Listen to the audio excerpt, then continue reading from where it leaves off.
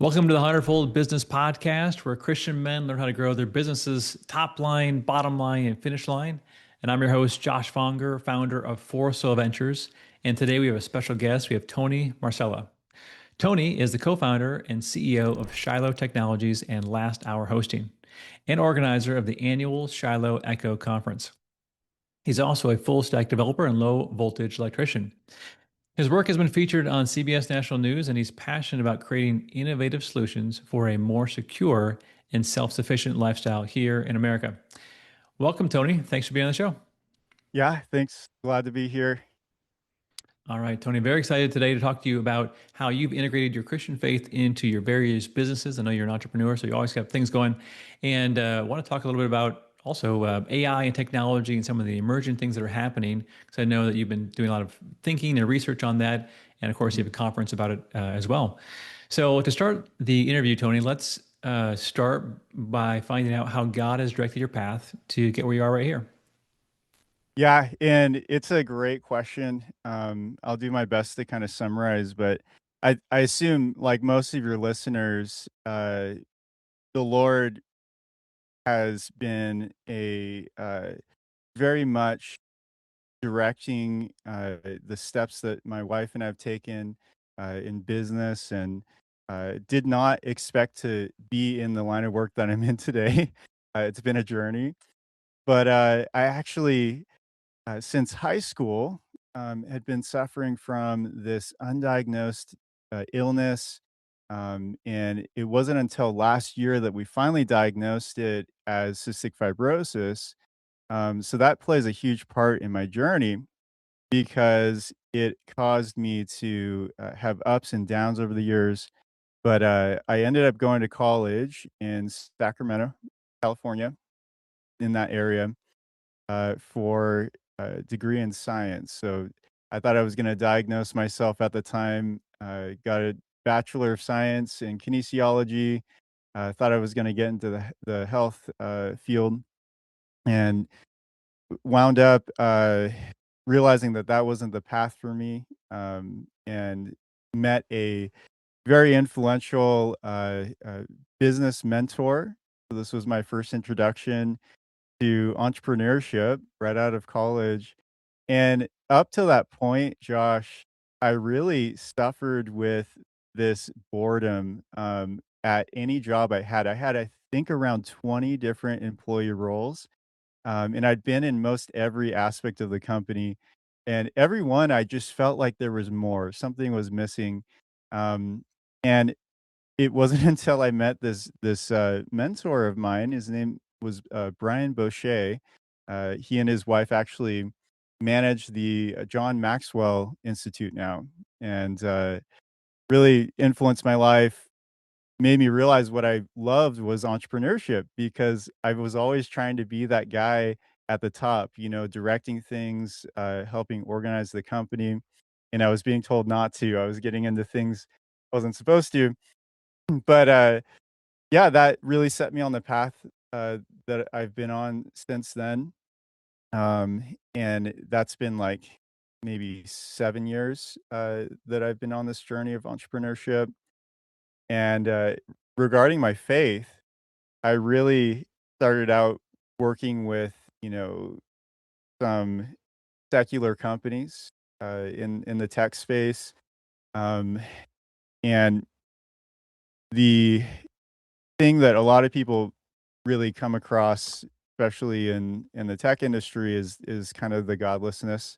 Um, so I was working for several startups um, in various different industries, and was exposed early on to things that were morally compromising.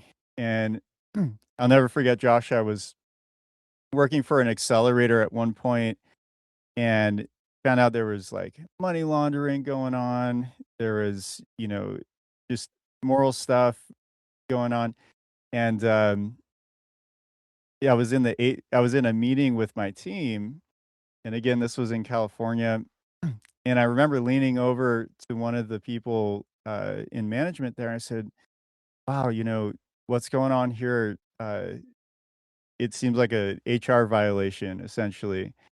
And the guy was like, well, that'd be awkward because I am HR.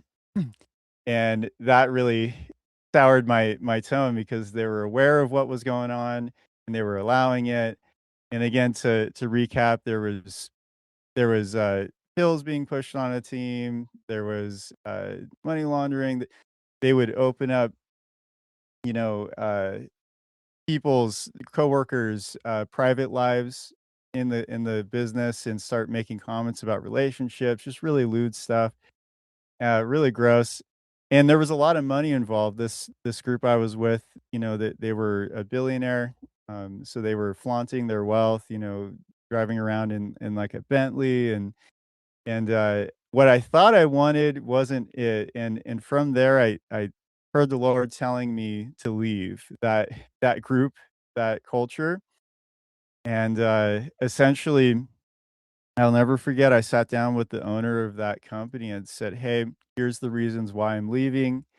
And he essentially interrogated me, asking where I was going, what I was doing. He forced it out of me, and he was super upset. And he said, "You know what, Tony? My company doesn't stand or fall based on what you're saying here." And boy, I was glad that I left because only a couple months later, it completely went under that company I was at. And I never wanted my paycheck to be, uh, held hostage again. And so that moment, I felt the Lord saying, "I want every hour of every day from your work."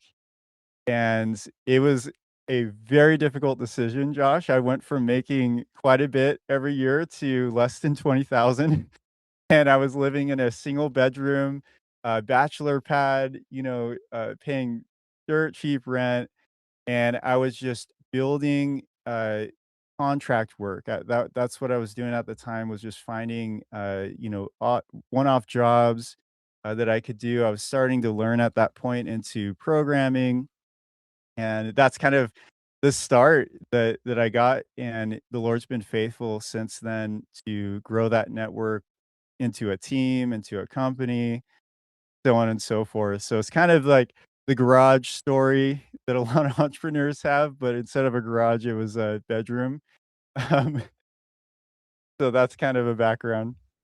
Well, then tell us about your companies right now. So, what does Shiloh Technologies and Last Hour Hosting Mm. do? Yeah, and again, it was born organically out of these needs that kept coming up. I kept meeting business owners that had issues with technology, particularly in IT, in management, in the software side. And so I was just taking on these projects, and every single one that I was seeing, there was a consistent theme, Josh. And that was the business was sick and tired of technology. They were stressed out of their minds by it, and they didn't own anything that they did. So they were beholden to Google or Apple or Amazon or these companies. And that really annoyed me. And I went to try to figure out alternatives. And when we got to the right size, we had multiple people on our team. We needed a name. And the name Shiloh just kept coming up. I didn't quite understand why that name until later on. I realized the meaning of the name Shiloh, and it means peace. It means unity. And I thought, what a perfect message for the audience that we're trying to reach, is to give peace in a very chaotic world, and be that solution. And so Shiloh exists to give stress-free solutions for your peace of mind. And we've got a number of avenues that we do that. We have last hour hosting that we built. We got tired of dealing with these other hosting companies, and so we built our own from the ground up. It's been over 3 years now working on that. But last hour hosting, fully based in the U.S. All of your, managed services, cloud services, SEO software, and then so that's tackling the technology space. And the niche is, it's all US based. We're wanting to reach re, establish jobs here in the U.S. in the tech industry, and then uh, yeah, and then the annual retreat um, is another aspect of that piece. We're reaching the people that are interested in privacy, off-grid, homesteading, simple living, uh, and everything that we do is based on biblical principle. So we're seeing how can we redeem this industry, this space. If that kind of gives an overview, I know it's not like super in depth here. That's great. Great to get an overview of all the things you've been involved in. Now, as a Christian, a CEO leading these organizations, um, how does training, discipleship, or how do the decisions get made as the owner? Like, how does your faith inform how the workplace even operates? Yeah, it's from the very start. Um, we have a playbook at our company, and that's what we hold everyone in the company accountable to, even myself. Um, and that playbook has to have a basis for morality, and we use the Bible for that basis. That's worked out really great. I've had over the years so many growth opportunities with our team, whether it was holding me accountable or holding them accountable. And so I highly recommend looking into having a playbook um, for the basis for your company because it helps direct that culture. Um, and yeah, does that answer your question? Yeah, definitely. So, um, with regards to kind of making your company pretty openly Christian, has that affected who you work with? Do you mainly work with, I don't know, Christian nonprofits and churches now, or is it open to the masses? Well, we've worked with quite a few churches and nonprofits, and something that has come up over and over is that most every nonprofit is understaffed, overworked, and underpaid. And we feel at Shiloh that we want to create new, what we call tent making opportunities. So, new channels of revenue that we can actually donate to our nonprofit partners instead of relying on them, for projects. And so, we have a statement of faith. We're kind of unique. We're a for profit that has a statement of faith. That's our filter. We've worked with non-Christian owned companies. We'll work with any company as long as they pass that filter. So we'll usually engage with them, share our statement of faith, and say, hey, we're glad to work together. As long as you don't ask us to go against this, we can do well. And it usually self declares when we talk to a company, they'll read it and say, well, we decided we're not going to be the best, partners in this. And that's fine. Um, most every company has guiding principles and a ethic to it. We're just basing ours on a Christian culture, so that's kind of the way that we work. We'll work with all kinds of industries. Funnily enough, most every industry except for technology is what we aim to work with. So Top line, bottom line, finish line. If you're not growing all three, we should talk. Too many business owners are struggling alone, stuck in the same cycle, going nowhere fast. Scripture says that in an abundance of counselors, there is victory. And I want to be that resource for you. For over 15 years, I've helped hundreds of small business owners break through their limits, build a solid plan, and multiply their impact. Go to fourthsoilventures.com, schedule your free discovery call, and let's build your business by the book. Life is too short and eternity is way too long to build it any other way.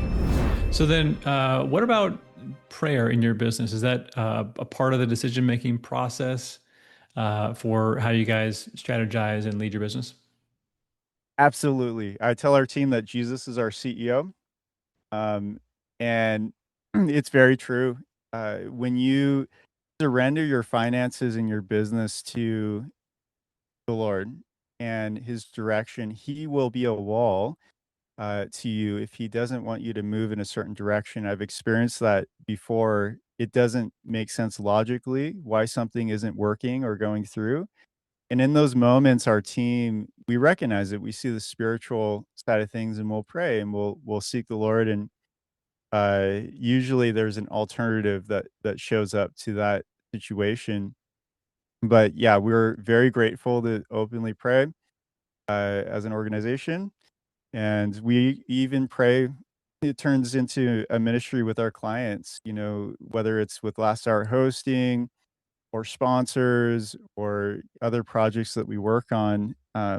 It does often turn into an opportunity to pray together and encourage in that way. So you mentioned that your business, of course, you have your tech companies that are doing that work, but also you're an entrepreneur. So you have a lot of things going on, and one of them is this Shiloh Echo Conference. What is that about, and why, as a tech entrepreneur, did you talk? Why are you pushing towards, I don't know, simple living, off-grid living? That seems very non-tech. So how do those fit together? Yeah, I explain to the people that we meet that we're about God's tech. And I had a lot of issues spiritually considering the way the world's been heading. And I know a lot of people that feel the same way. They look at AI, they look at the robotics and this idea of like merging with machines and the virtual, the fakeness, and it doesn't sit well. And so uh, I'm looking at how can we use technology and still function. As a business owner, we need tools, we need communications, we need ads, we need all these things, but not succumb to this direction that really makes me feel nauseous, right? um, well, we're about God's tech. I believe that God's creation is natural order, which has to do with the simple living, the off-grid, the homesteading side, is the right direction. So if the world's moving toward merging it with machines, we're saying, "Hey, let's disconnect from machines, and reconnect with God's tech, His creation." It's the most advanced form of technology I think we'll ever encounter, what we see in nature. And I think the Lord wants us to be students of His creation in that way. And so this event, the Christian Family Retreat, we call it Shiloh Echo, is all about echoing those timeless principles. And we're going to have Christian technologists there. So people that are looking at how do we make this stuff, morally based. Um, we're going to have, all kinds of, there's going to be blacksmithing, there's going to be horseback riding, foraging. There's over 12 speakers that'll be there in different domains of this. And I see it as a jigsaw puzzle. It's not like technology and then, outdoors and simple living. It's all part of a bigger picture that can work cohesively. So what does the average CEO, the average Christian CEO need to be aware of? So they're running their business. Let's just say I don't know. Let's just say they're a doctor, they're a plumber, they're a home builder. They run their business, and you're saying there's this immoral technology or technology that goes against God's created order. What do they need to be aware of? What does that even mean? Yeah, the love of money is the root of all evil. Scripture is really clear. And so I would just follow the dollar. If you see uh that your money is going toward a certain activism or a certain direction, it's I think our responsibility to, as best we can, direct that money to an alternative. And so I'm not saying that we have the full solution yet, but it's going to take a community, which is why this Echo event is so focused on community. And I think the future is decentralized small business, basically the opposite of globalism, to create that alternative and support it. And we've got a lot of alternatives for business owners already, whether it's your e-commerce store or it's your website or it's your, ERP logistics. these solutions are more in line with, I think, the freedom and simple living because you fully own it. So not only are the dollars supporting a Christian principle, but like with last hour hosting, you fully own those solutions versus if you have a Shopify, they own your store and your data, and you're not even really sure what they're doing with your data. I believe in transparency. I think that it's really clear scripturally that transparency is a biblical thing, and a lot of the issues we're seeing in technology, the corruption, is from deception, um, and a lack of moral, accountability. So, that's where I would start with that. So what, so for the average, client that I have, they have a lot of their materials on Google or Microsoft or, one of Mhm, the other platforms and they're using all the standard tools and essentially all of their information is on the cloud somewhere. mhm. What is the concern with regards to digital privacy and what data sovereignty, what kind of things should owners be aware of with regards to using those tools? Yeah, it's no secret, what Google and Apple and, Microsoft are doing. I think there's a famous saying, Josh, "There's no free lunch." Um, that would be a good place to start. If you're getting a tool or service for free, why is it free? Well, we know now through numerous lawsuits that these services are selling your data. That's the model, that they're making money on.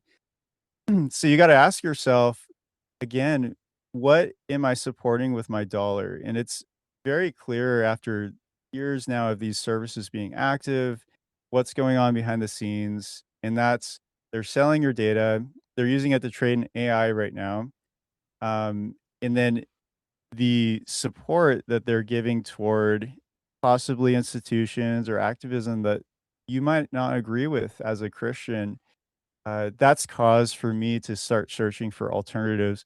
Whether it's with Shiloh or another service, there's a lot of great options. And I don't know about you, but there's so many friends and family in our community that are without jobs right now.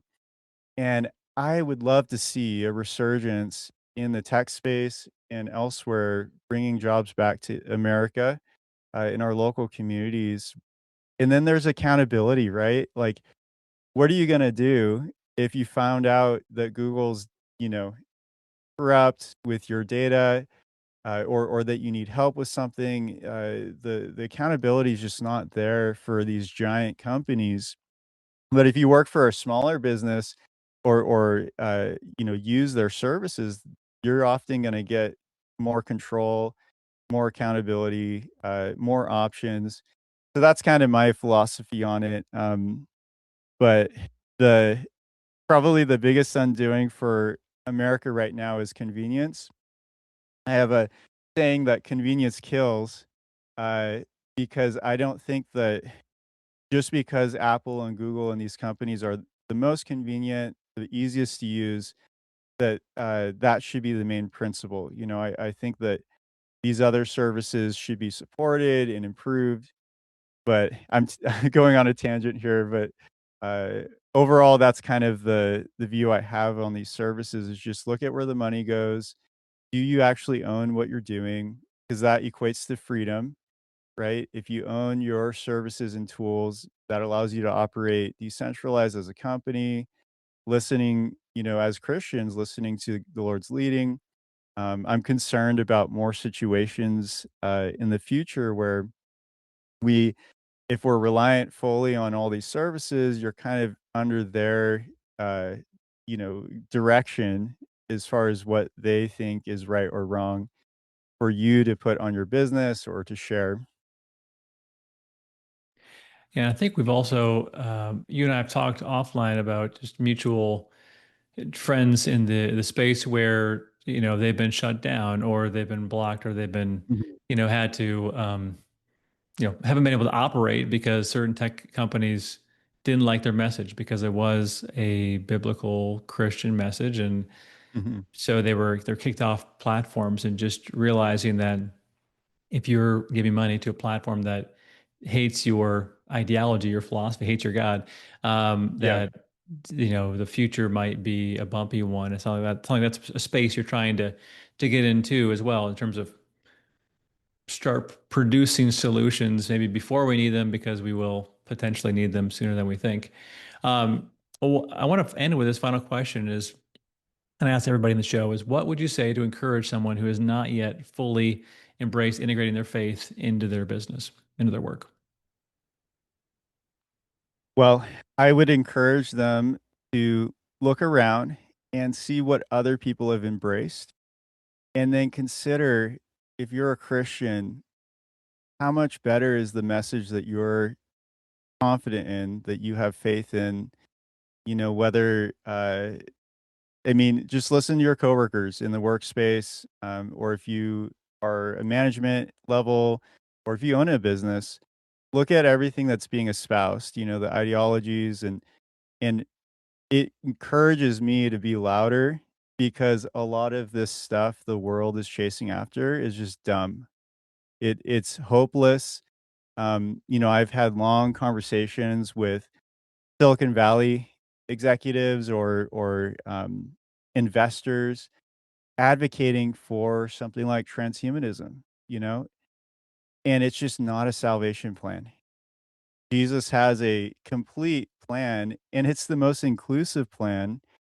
And and I think if they have that confidence and freedom to speak about that in the workplace, we should too, because everyone's putting their faith in something, whether it's science or institutions or something like going to Mars. A lot of people are putting their faith in that vision. Our faith is stronger. I really believe that the solution that we're sharing, that we're hopefully you've experienced personally, right? We were walking in the darkness, now we're in the light. We see behind the veil here in the world what's going on. I'm confident to share that, because I just get tired of hearing about everything else. I feel like it's just breaking my heart seeing the destruction it's causing in people's lives. And really, that's the mission at Shiloh. We're using these things as a vehicle for the gospel. We want to capture interest, and I think that's the same game plan that big tech is doing, but for other religions, other ideologies. I'll never forget Mark Zuckerberg brought in his guru, Eastern religion guru, to give a talk to his company.